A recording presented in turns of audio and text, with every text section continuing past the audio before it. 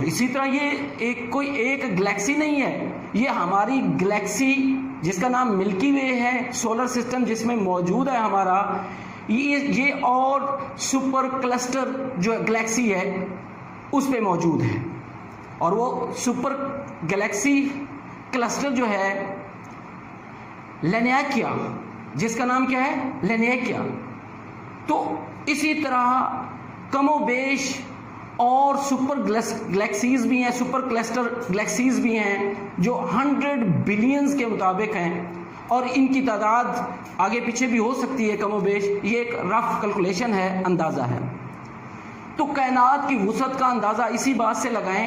کہ اس میں سٹارز اتنے بڑے ہیں کہ ایک ایک سٹار میں ہماری لاکھوں کروڑوں زمینیں سما سکتی ہیں، لیکن پھر بھی جگہ خالی بچ جائے گی۔ اس میں رائٹر کمپیئر کرتا ہے کہ جس طرح گرین آف سینڈ ہوتے ہیں، ریت کے ذرات، and all the sea shores of the world، ان سب کو اکٹھا کیا جائے، تمام دنیا کے ساحل سمندر کے ریت کے ذرات کو اکٹھا کیا جائے اور پھر اس کا کمپیریزن سٹار سے کیا جائے، وہ سٹارز اس سے بھی زیادہ ہیں۔ اس کی وسعت کا اندازہ آپ کو بتایا ہے کہ صرف ایک سولر سسٹم جو ہے کتنا وسیع ہے، اور پھر اس کے گرد جو پلانٹس ہیں وہ گھوم رہے ہیں اور کبھی ایک دوسرے سے ٹکراتے نہیں ہیں۔ اسی طرح سٹارز جو ہیں جو کروڑوں کی شکل میں ہیں، وہ کروڑوں کی تعداد میں وہ بھی نہیں ٹکراتے۔ گلیکسیز ہیں تو یہ اتنی وسیع ہے جس کے بارے میں تصور کرنا بھی ممکن نہیں ہے۔ اب ایک سٹار کا دوسرے سٹار سے فاصلہ کتنا ہے، ایک رف کیلکولیشن ہے، اس کا ایک رول ماڈل کے ذریعے رائٹر ہمیں پہچان دیتا ہے کہ جس طرح کے ساحل سمندر پہ اکیلا بحری جہاز ہو، اس کے ساتھ کوئی اور دوسرا دکھائی نہ دے،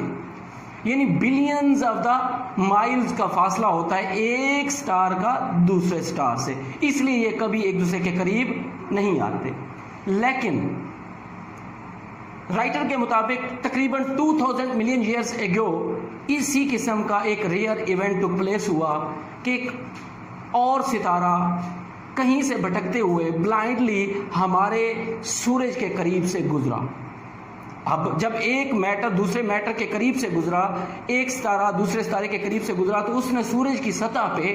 ایک لہر ابھاری، ٹائیڈل پل، اور جو وہ سٹار قریب آتا گیا یہ ٹائیڈل پل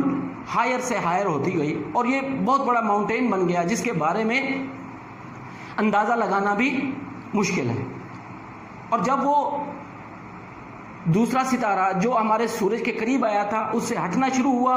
تو یہ جو کشش تھی، یہ جس سے پہاڑ بن گیا تھا، یہ ٹکڑوں میں بٹ گیا اور اس کے مختلف ٹکڑے اسی کے گرد، سورج کے گرد خلا میں گھومنے لگے۔ اس وقت سے اسے سولر سسٹم کہتے ہیں، یا ہمارا نظام شمسی جو پلانٹس کہلاتے ہیں، جو ٹکڑے ارد گرد گردش کر رہے ہیں، ہماری زمین بھی ان میں سے ایک ہے۔ اب کہ اس زمین پر زندگی کا آغاز کیسے ہوا، رائٹر ہمیں بتاتا ہے کہ زندگی کا آغاز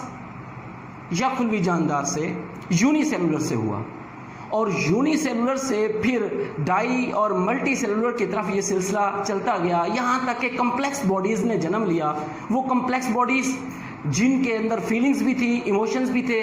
جن کا ریلیجن بھی تھا، ریلیجن کے ساتھ ریلیٹڈ ہوپس بھی تھیں،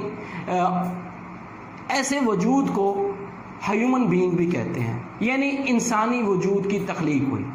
اب جو یونی سیلولر تھے ان کی صرف یہی پاور تھی کہ وہ اپنے مرنے سے پہلے ریپروڈیوس کر جاتے تھے، اپنی نسل کو دوبارہ پیدا کر جاتے تھے، لیکن انسان جو ہے ریپروڈیوس کرنے کے علاوہ اور بھی بہت سے اسپیکٹس اس میں شامل ہو گئے۔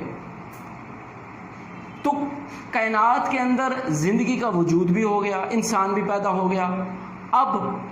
کائنات کے بارے میں جب ہم اس کی نیچر اور پرپس کے بارے میں سوچتے ہیں تو ایک فیلنگ ہوتی ہے، فرائٹننگ سی، ڈرانا ایک قسم کا احساس پیدا ہوتا ہے، خوف آتا ہے۔ خوف کس وجہ سے آتا ہے؟ سب سے پہلے خوف تو اس کی سائز کی وجہ سے ہے کہ کائنات اتنی وسیع اتنی وسیع اتنی وسیع ہے کہ اس میں اربوں خربوں سٹارز ہیں، پھر گلیکسیز ہیں اربوں خربوں، اور یہ ریت کے ایک ذرے کے برابر بھی نہیں ہے زمین کا سائز، اور زندگی اس ایک ریت کے ذرے پہ مکمل بھی موجود نہیں ہے، وہ بھی شارٹ بیلٹس پہ ہے۔ تو یہ اس کا چھوٹا پن جو ہے، اس کے علاوہ ہمارے جیسی لائف کہیں اور نظر نہیں آتی، یہ کنسیپٹ بھی خوفزدہ کرتا ہے۔ اور اس کے علاوہ واسٹنس جو ہے وہ بھی خوفزدہ کرتی ہے کہ کائنات اتنی وسیع ہے اور ہم اس چھوٹے سے ذرے پہ بے نام سے ہیں۔ اب ہم آتے ہیں کہ زندگی کی جو کریشن ہوئی زمین کے اوپر وہ کیسے ہوئی، کہ اس کے لیے سرٹن فزیکل کنڈیشنز نیسیسری تھیں۔ کون کون سی تھیں؟ ان میں موسٹ امپورٹنٹ جو ہے وہ ماڈریٹ ٹیمپریچر ہے، کہ جو نیدر ٹو ہاٹ نار ٹو کولڈ ہو، جس پہ لیکوڈ ویپوریٹ ہو کے گیس میں نہ بدلے، اور جس پہ جو سالڈ جو ہے وہ میلٹ نہ ہو، اور نہ ہی اتنی کولڈ ہو ٹیمپریچر کہ جو لیکوڈ ہے وہ اس میں فریز ہو جائے۔ تو ماڈریٹ ٹیمپریچر کے ساتھ ایئر، واٹر اور لائٹ، یہ چیزیں بھی انتہائی ضروری ہیں جو زمین پہ موجود تھی، جس کی وجہ سے زندگی کا آغاز ہوا۔ رائٹر کے مطابق کہ پاسبلٹی آف لائف جو ہے دوسرے سٹارز پہ صرف اسی پہ ممکن ہو سکتی ہے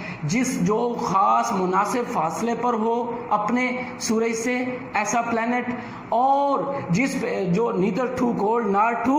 ہاٹ والی کنڈیشن پوری کرتا ہو، اور دوسری فزیکل کنڈیشن بھی اس پہ موجود ہوں، وہاں بھی موجود ہو۔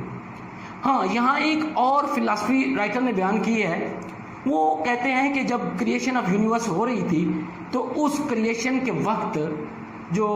آئیڈیا آف لائف ہے اس کی پلاننگ میں شامل نہیں تھا۔ وہ کیسے؟ وہ کہتے ہیں کائنات کریٹ ہوگی، ٹھیک ہے، لیکن جو لائف ہے وہ اس کے